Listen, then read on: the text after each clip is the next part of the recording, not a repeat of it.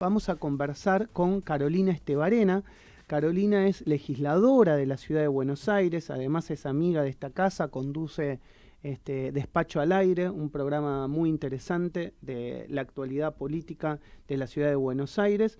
Y bueno, vamos a conversar de los temas trascendentes de la Ciudad de Buenos Aires, pero también de la Argentina. Yo siempre digo que es importante hablar con la dirigencia política que no necesariamente está en elecciones, ya que su mandato recién va a vencer en el 2023, para poder también un poco mirar más allá y mirar en perspectiva.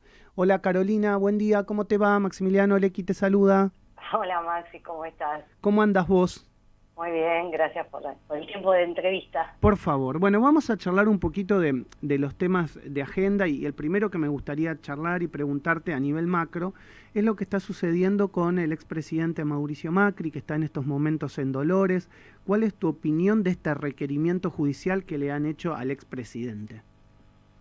Bueno, la verdad que, no sé, yo siempre prefiero decir que cuando algo está en manos de la justicia, que es la justicia, pero no sé, parece más una operación política, ¿no? Una causa armada.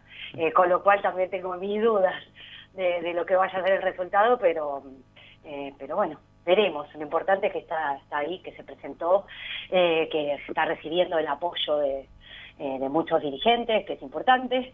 En estos casos, bueno, creo que está bueno esto de salir a bancar, así que yo no fui porque tengo cientos de compromisos en la ciudad y no podía haber llegado, pero bueno, esa es mi opinión. Una de las principales organizadoras de este apoyo es Patricia Bullrich, líder y jefa de alguna manera de tu espacio. Sí. ¿Cómo ves a Patricia en este recorrido que está haciendo por toda la Argentina? Algunos dicen ya poniéndose el sombrero del 2023, ¿no? Sí, bueno, ella lo dijo cuando resignó la candidatura a diputada nacional, ¿no? Que iba a hacer todo un trabajo acompañando a los dirigentes de todo el país y apoyando e intentando dar lo mejor para que tengamos el mejor escenario, los mejores resultados electorales posibles. Así resultó en las PASO. Fue muy productiva su caminata, por decirlo de alguna manera, porque obviamente que no fue caminando por tantas provincias del país, y el apoyo que brindó, que creo que estuvo bueno que lo hiciera, y está bueno que lo siga haciendo, y nos tengo fe que vamos a poder reproducir más o menos los mismos resultados, si no mejorarlos un poco. Y ahí, digamos, en el armado interno que se viene dando dentro del PRO, ¿crees que se va inexorablemente a algún tipo de interna para el 2023? Porque, digamos, hay grandes líderes que tiene la coalición opositora. Obviamente está Horacio Rodríguez Larreta, podés hablar de María Eugenia Vidal, podés hablar de Patricia Bullrich, dentro del radicalismo podés hablar de mucha otra gente también, le ha ido muy bien a Facundo Manes. ¿Crees que es inexorable, digamos, ir a una interna para el 2023? No necesariamente, obviamente, parados en este año, falta tanto, con tantos posibles candidatos, buenos candidatos, que eso también es importante, ¿no? Porque más allá de decir si vamos a internas o no, que es una herramienta democrática muy buena, y creo que hay que pensar en la otra cara, ¿no? Qué bueno que tengamos esta calidad de dirigentes que sean presidenciables. Y después, más cerca de la fecha, supongo que todos tendremos la capacidad de definir lo mejor para el espacio, y si llegara a ser, digamos, que la decisión fuera en una dirección, o sea, si todos nos pudiéramos poner de acuerdo en que uno nos va a representar que mejor que si fuéramos internas, y sin saber quién sería el mejor, bueno, tampoco estaría mal. O sea, no digo que necesariamente tiene que haber internas, si las hay no le veo problema, al contrario, y si no las hubiera y hay un acuerdo de todo el espacio, también estaría bien, pero como falta tanto, creo que esta pregunta es un poco difícil de contestar. No sé si es muy útil mi comentario. Obvio, pero está bien, está bien. Te meto en el tema de lo que es tu gestión como legisladora de la Ciudad de Buenos Aires. Estás cursando tu segundo mandato. El primero fue 2015-2019, el segundo 2019-2023. O sea que ya tenés 6 años en la legislatura porteña. ¿Qué balance haces del camino recorrido, entendiendo y contándole a la gente un poco tu experiencia previa, que no era en el marco de la política, más allá de que estabas en gestiones vecinales, ¿no? Sí, bueno, podría responder la pregunta esa desde muchos lugares. No sé cuál podría ser el más interesante para los oyentes. Entiendo que debo explicitar que la legislatura de la Ciudad de Buenos Aires es de las legislaturas que más trabaja en el país, incluso en pandemia, incluso en época electoral.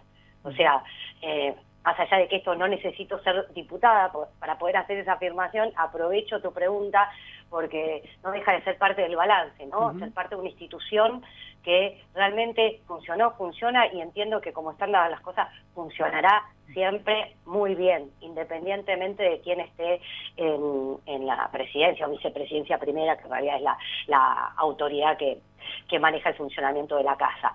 Así que eso me pone muy contenta y me parece que los vecinos de la ciudad tendrán que estar orgullosos del cuerpo legislativo, porque independientemente de cuál sea su inclinación política, o si no tuvieran ninguna, tienen que saber que sus representantes, los que eligieron y a los que les están pagando el sueldo, están trabajando, y si lo comparamos con el funcionamiento de otras legislaturas provinciales o del Congreso Nacional, el nuestro creo que es ejemplar.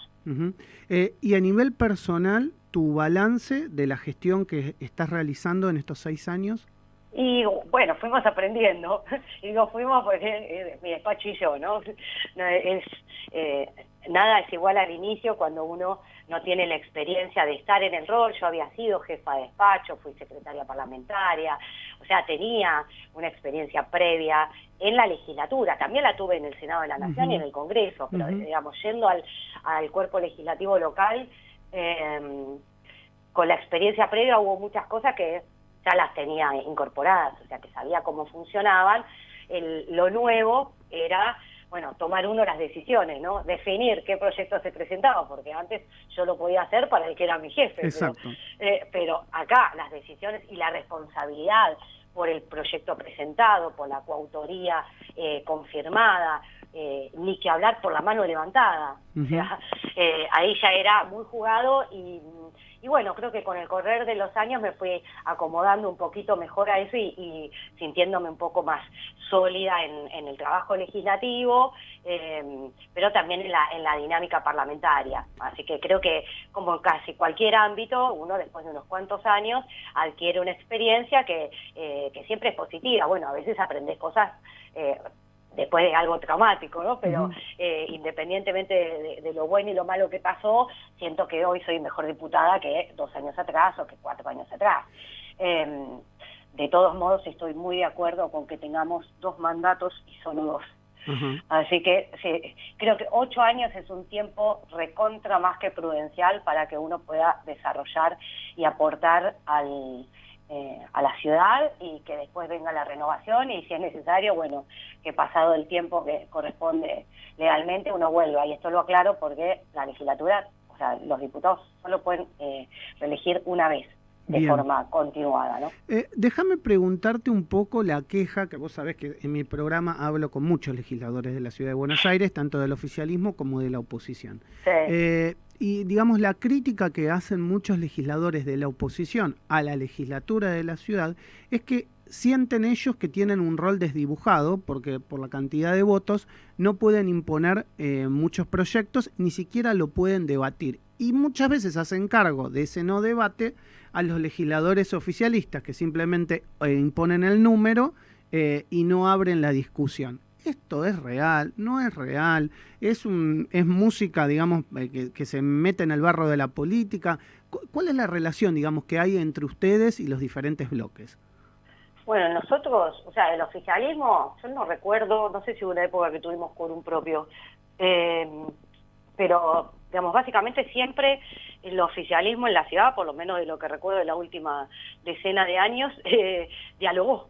O sea, tal vez algunos proyectos pueden llegar a requerir un poco más de debate, y no es solo algo que planteen desde la oposición, en lo personal. Hubiera querido más debate en algunos temas que me interesaban más, y a veces hay plazos que no son fáciles de comprender, pero al menos desde mi lugar yo entiendo que debo depositar mi confianza en el buen trabajo que hace el Poder Ejecutivo y los tiempos que requiere para para el avance de algunas leyes. Entonces, bueno, cuando algo corre un poquito más de la cuenta, por más que no interprete bien la razón de la aceleración, bueno, supongo que alguna buena razón habrá. Uno no puede estar, estamos aprobando muchísimos proyectos, como te digo, no nos paramos en pandemia, no nos paramos en época electoral, creo que hubo un par de jueves que no tuvimos, pero digamos, estamos trabajando mucho y creo que sí, que trabajamos con el diálogo, porque sí o sí, ayer por ejemplo tuvimos reunión conjunta de 2 comisiones por un proyecto de ley que sería la ley marco, si se aprueba, y creo que va a ser así, de economía circular. Es una ley pionera, o el tema es pionero, no está normado en ninguna provincia, creo que solamente en Misiones. Eso lo escuché a mi colega, el que presentó la iniciativa, Hernán Reyes, y obviamente que es perfectible. De hecho, yo hasta el último minuto volví a leer el texto y volví a querer introducir algo, querer cambiar alguna definición que tal vez no estaba clara. Hay normas que vos podías in eternum irlas modificando y nunca serían perfectas. Entonces a veces hay que poner un corte y decir, bueno, hasta acá llegamos, no vamos a incorporar más cláusulas, o bueno, como dijimos ayer, incorporamos un montón de modificaciones y sugerencias de distintos diputados, por supuesto, incluyendo los de la oposición, que además pudieron exponerlas en reunión de comisión y demás, y el texto de hoy es pero sumamente superador con relación al de la semana pasada y a su vez al del anterior, con lo cual, y de acá al recinto pueden llegar a incorporarse más modificaciones, o sea que tienen la posibilidad de incorporar, y yo creo que somos lo suficientemente abiertos. Tal vez ideológicamente en algunos proyectos no estamos de acuerdo, entonces nunca avanzarían si nos quedamos en el eterno debate, porque debatamos lo que debatamos, nunca van a estar de acuerdo. O sea, ya a priori sabemos que que podría haber, simplemente por una cuestión ideológica, no porque el planteo de un determinado proyecto esté equivocado o sea para perjuicio de los vecinos de la ciudad, etcétera. Se entiende. Algunas cosas ocurren porque, bueno, o sea, cada uno también defiende su plataforma partidaria, exacto, por decirlo de algún modo, ¿no? Entonces hay cuestiones que como que se tienen que oponer casi como por regla, aunque esté bien escrita, y los instrumentos que propongan sean buenos, pero es el famoso de qué se trata, me opongo, que en algunos casos es bastante improductivo, y ahí es donde tal vez se utiliza un poquito más el tema de que para las comisiones sí tenemos quórum, pero claramente en la sesión, si no tenemos acuerdo, o sea, mínimamente tiene que estar el interbloque. Claro. Si no, no avanzamos. Claro. Pero además no es el estilo, no lo fue de Macri en su momento, menos de la red ahora, así que tratamos de que las cosas que lleguen a la sesión lleguen con el suficiente debate, o por lo menos las instancias en las que se puedan expresar, y que lo que avance sea un texto que mejore la calidad de vida de los porteños. Bueno, le dejo la última a Augusto Niesgay, que está vía Skype, así respeto tus tiempos, y bueno, te lo agradezco y te lo agradecemos todos aquí desde Radio Sónica, desde el arranque. Augusto, ¿puedes preguntarle a Carolina Estebarena? Carolina, buen día, ¿cómo estás? ¿Todo bien? Sí, ¿vos? Bien, todo bien. ¿Con calor? Quiero consultar, recién hacías un repaso, digamos, de lo que ha sido tu recorrido hasta ahora, y te quiero preguntar también, ¿qué crees que es lo que falta en la ciudad y en la política argentina en general de aquí a futuro, ¿no? Abríamos un poco el programa hablando de lo que pasó en Santa Fe, con el gobernador de Santa Fe, Omar Perotti, con el intendente de Rosario, y la crítica de la gente hacia la inseguridad que hay. ¿Qué es lo que crees vos que falta a partir de ahora para la Argentina en general? Y falta tanto, bueno, en 4 minutos no te lo podía resumir, claro, pero realmente creo que tenemos una enorme deuda con el país, y como estamos, no vamos bien. Justamente lo que nosotros proponemos es cambiar el rumbo, que en realidad es volver al rumbo que nosotros iniciamos en la gestión del 2015, digamos, con lo que fue la propuesta a la sociedad en el 2015, y realmente tenemos que recuperar la República. O sea, siento que si tenemos cosas por hacer o cosas que faltan, es recuperar la seguridad jurídica. O sea, devolverle la tranquilidad a la gente. Que no, justamente, vos mencionabas el tema de la inseguridad. No puede ser que uno tenga miedo de llegar a su casa ya ni siquiera de noche, o sea, a las 7 de la tarde. O, bueno, podría mencionarte mil ejemplos que no son eslogan de campaña. Realmente las cosas no están bien y bueno, por eso siento que la deuda es enorme y que tenemos que trabajar mucho para tener justicia independiente, que el Ejecutivo funcione bien, que no haya improvisación y todas las características con las que podría definir a este gobierno que la verdad no... Siento mucho que sean los que ganaron, porque pasaron 2 años lamentables, o sea, de decisiones incorrectas o malas decisiones, mala gestión de la pandemia, pésima gestión de la pandemia, y tengo bastante temor de lo que van a hacer las medidas de los próximos 2 años, que no me auguro sean mejores, porque si donde tendrán que haber expresado su mejor versión, que era después de registrar los resultados de las PASO, que la gente estaba expresándoles que así no va, así no se hacen las cosas, bueno, redoblaron la apuesta y fueron por el mismo camino, peor, introduciendo medidas que no hacen ningún bien a la sociedad en general y al país, ni que hablar económicamente. Bueno, no tenemos el tiempo para desarrollarlo, sí, pero está el concepto, del... Claro, está el concepto. Yo quería, a propósito de la ola de calor, no sé si mencionaron el tema al principio. Sí, dale, tenés unos minutos, dale. Porque es justamente es uno de mis temas, ¿no? Uno de mis ejes de trabajo desde que arranqué, son los temas ambientales, pero en particular desde el año pasado que tomé la presidencia de la Comisión Especial de Cambio Climático, estamos trabajando intensamente y en particular también en lo que tiene que ver con la difusión, ¿no? Y eso se hace mucho a partir de seminarios y demás, pero una actividad puntual que tenemos la manda legal de organizar desde la legislatura en conjunto con el Ejecutivo es el Foro de Lucha contra el Cambio Climático, que es un foro anual. Y la última edición se hizo el 13 de octubre, justamente elegimos 2 temas para trabajar con los vecinos, que esa también fue la gran novedad desde que inicié mi gestión al frente de la comisión, que además del estándar que proponía la ley de integrantes para ese foro, que básicamente eran del Ejecutivo, Consejo Consultivo, Consejo Asesor y demás, que pudiera intervenir o se pudieran registrar vecinos, a secas, ¿no? Participación ciudadana en su máxima expresión. Y abrimos el foro del año pasado y este año a que se inscriban vecinos, tuvimos una altísima participación y, como te decía, planteamos 2 temas. Uno era el tema del consumo de energía, ¿no? A ver qué hacían los vecinos, si conocían qué pueden hacer para colaborar a reducir el cambio climático y demás. Pero el otro tema que planteamos, en vistas a que ya sabíamos cómo viene esta temporada, porque lo vinimos viviendo hace varios años, frente a las olas de calor, ¿qué hacen ellos? Si se informan, si creen que necesitan más canales de información, y evidentemente con lo que estamos viviendo, o por lo menos yo el caso que escuché esta mañana, no sé si hay otros casos reportados de fallecimientos, pero bueno, eso indica a las claras que todavía falta bastante difusión. Sí, claro. Hubo de una persona joven ayer en Costanera Sur, ¿no? Que había ido a andar en bicicleta y terminó también falleciendo por el golpe de la ola de calor. 1 hora y media en bicicleta con un amigo, se desvaneció y no llegó a tiempo la ambulancia para reanimarlo. Así que obviamente...